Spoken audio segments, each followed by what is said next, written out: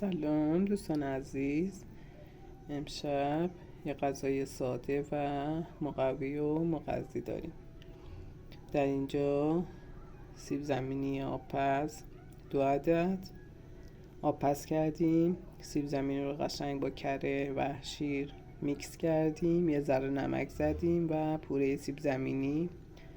من داخلش مقداری فلفل دلمه‌ای هم زدم و در اینجا یه غذای هویج، فلفل دلمه‌ای، پیازچه و 2 عدد تخم مرغ، گوجه فرنگی و یه قاشق سرخالی آرد داشتیم زدم و توی تابه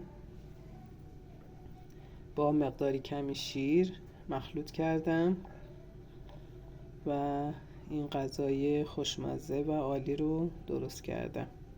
خیلی خوشمزه است، بخصوص پوره سیب زمینی رو که من خیلی دوست دارم. خیلی مفیده، مغذیه برای بچه ها، بخصوص برای نوزادان 9 ماهه 10 ماهه.